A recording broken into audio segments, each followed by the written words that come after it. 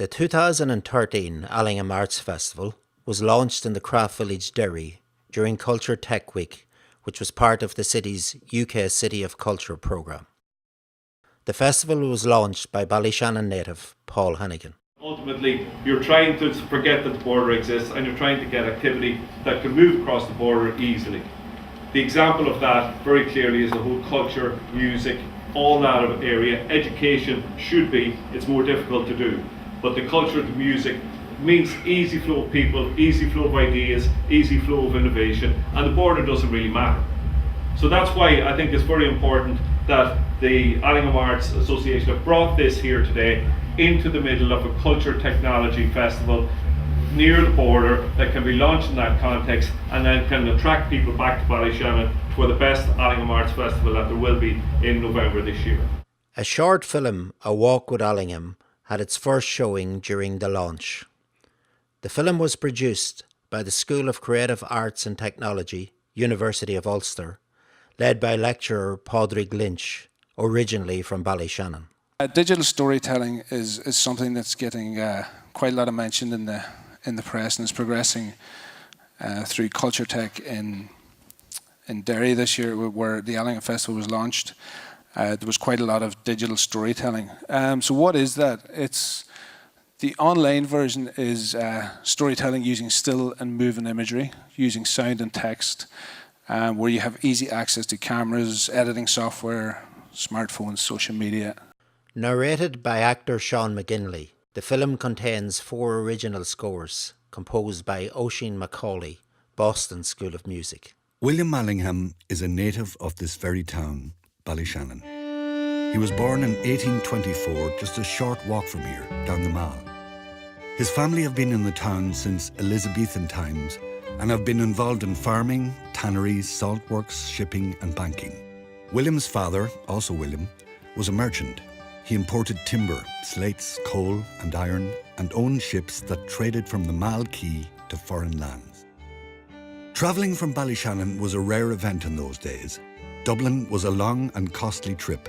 England was a faraway land, and unfortunately many natives left the town, never to return again.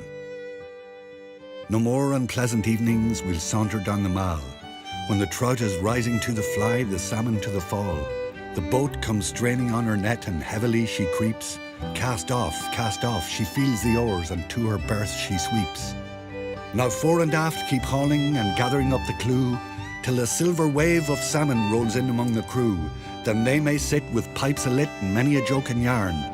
Adieu to Ballyshannon and the winding banks of Erne. The Allingham family links with Norway were marked by the attendance of the Norwegian ambassador, His Excellency Roald Ness, who officially opened the festival.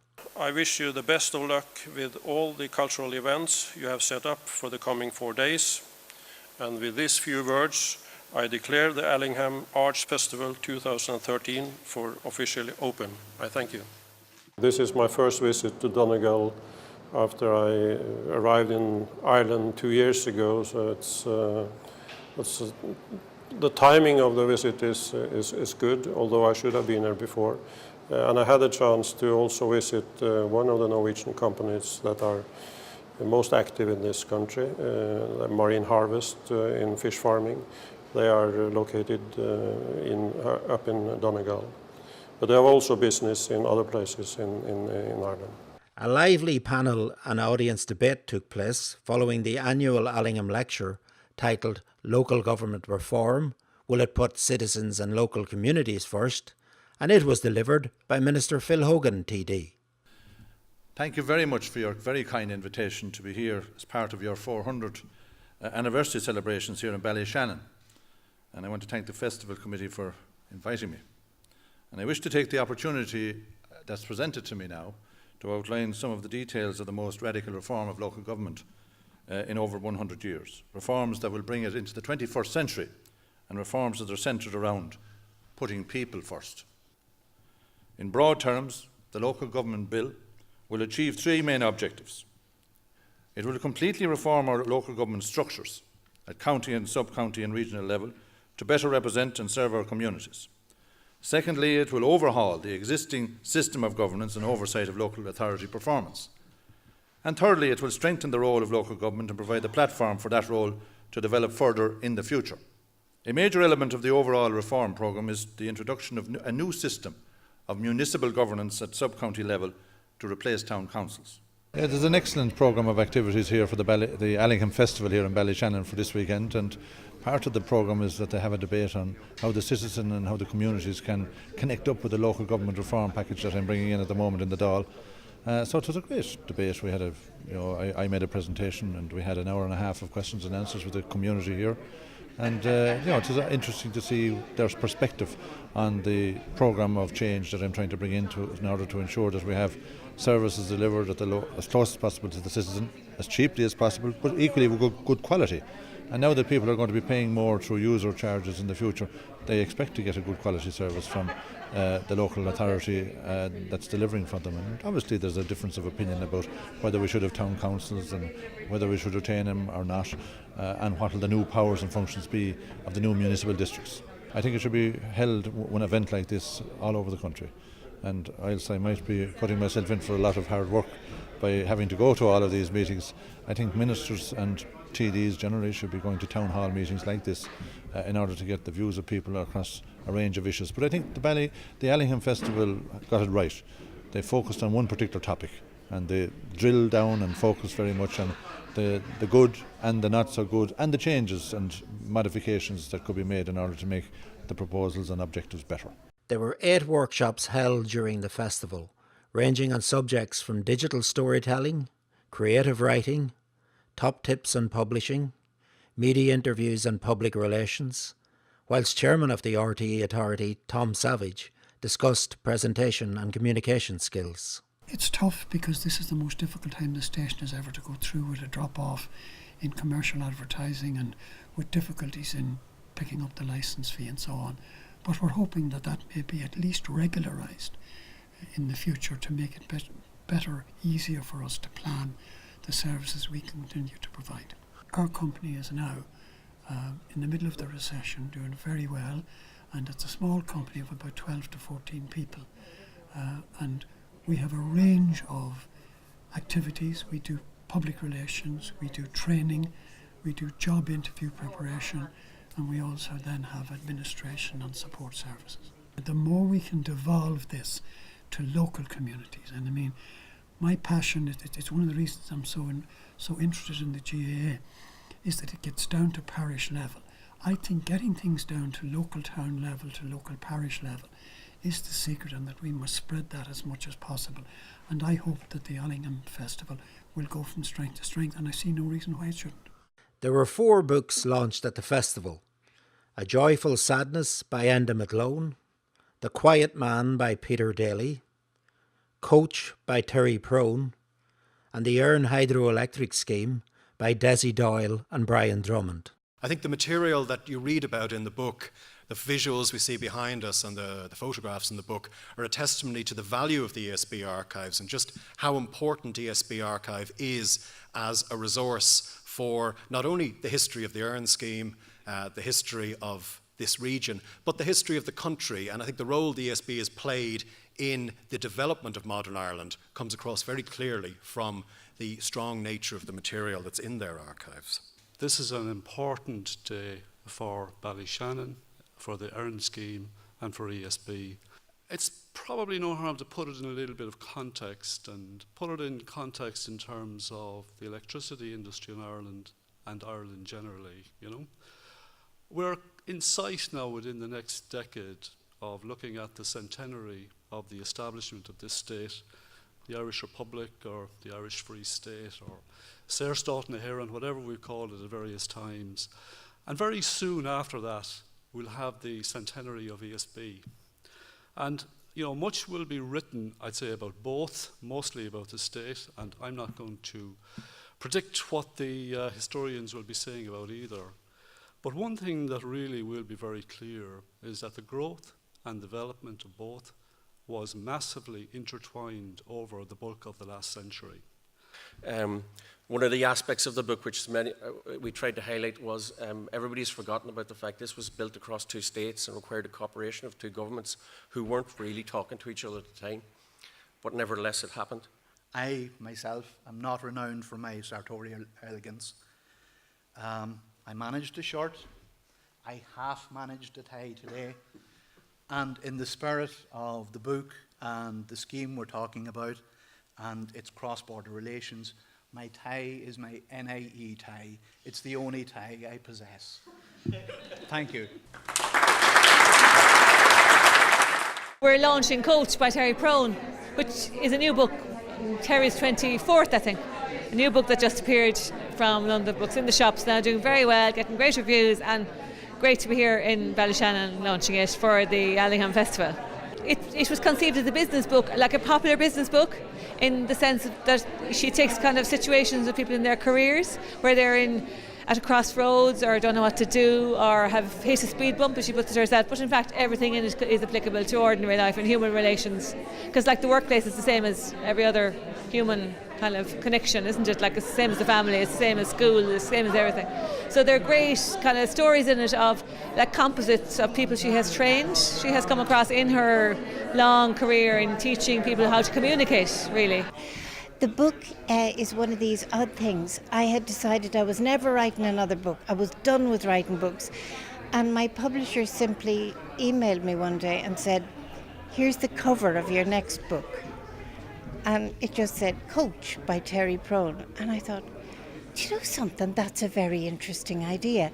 And so it's 10 people that I've coached. Now, they're not real people, they're composites. But I think that it will be useful to anybody who's trying to get back into the swing of business or who isn't quite sure of where they're at in career terms. And at the launch, I hope somebody will say something reasonably civilised, and then I'll sign any books that people have. Many art and literary awards were presented at the festival, and an evening of rhythms, rhymes and readings rounded off a highly successful event.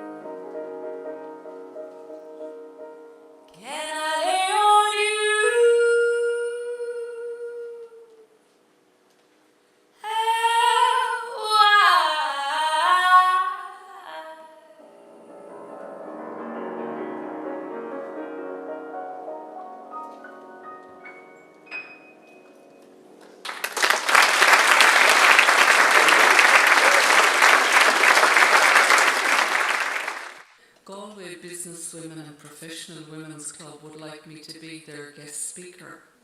Silly old me wanted a fee. I used that dirty word before to the outgoing president of the club. She fell into her crystal shop in shock. Shortly after her fall, she looked into her crystal ball. It said, "Fee, fee over my dead body for me." And she retired to her prison with aplomb. You can go anytime, 'cause it's only in your mind. They were magic nights in the lobby bar, with Ricky Lynch and his golden guitar, singing autumn in Mayfield, and the barley was ripe. The harvest moon hung low in the sky.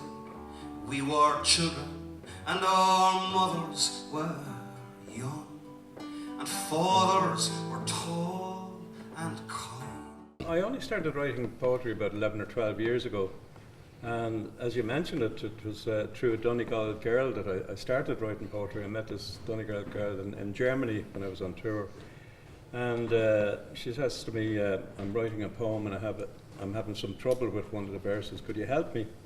And up to then I hadn't written a word of poetry, and I said, "Sorry, you're asking the wrong man. If there's a tune you were having a problem with, I could do something." But she had this attitude that if you're able to write music, you must be able to write poetry. So I had to go at it anyway, and to my own surprise, I was able to finish the verse.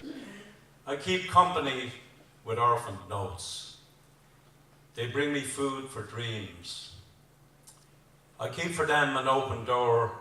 They crowd into my room in twos and threes, my floor impatient for their dancing. I lean to their tuneful moods, their talk a drift of tones to feed my hungry dreams. I give them wine, they lend me angels' ears. We burn the midnight oil until it's time to waltz out to another dawn. Well, it's a real honour for me to be invited to read poetry and play music here at the Allingham Arts Festival. I was kind of amused a little bit when Marie phoned me and asked me would I come up and read some poetry. That was the first part of the invitation. I said, God, I'd be honoured to read poetry at the festival. And so we discussed the date and the details, and then almost as an afterthought she said, "Sure, maybe you bring the fiddle as well and play us a tune."